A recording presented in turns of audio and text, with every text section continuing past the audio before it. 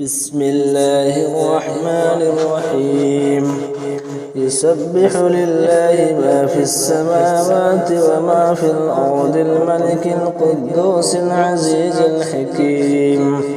هو الذي بعث في الأميين رسولا يتلو عليهم آياته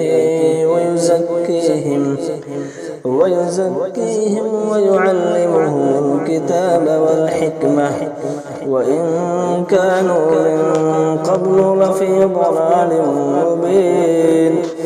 وآخرين منهم لما يلحقوا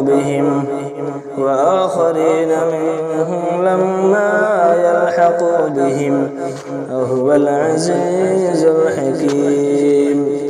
ذلك فضل الله يؤتيه من يشاء والله ذو الفضل العظيم.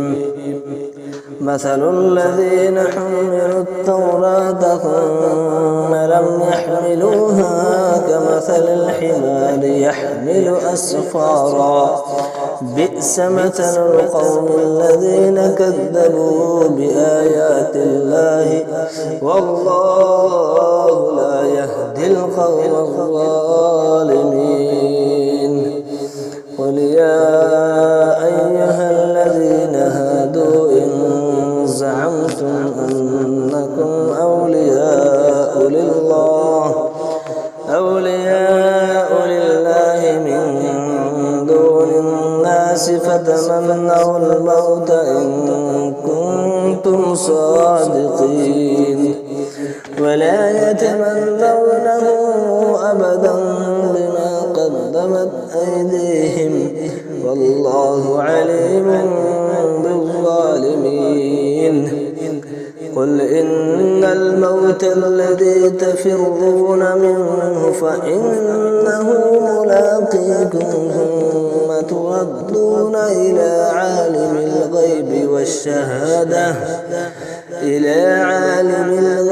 والشهادة فينبئكم بما كنتم تعملون.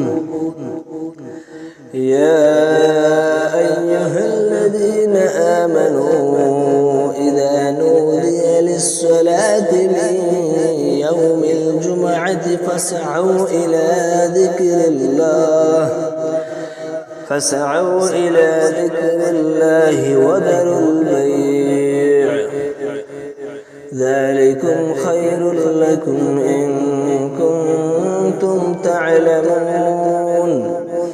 فإذا قضيت الصلاة فانتشروا في الأرض وابتغوا من فضل الله واذكروا الله كثيرا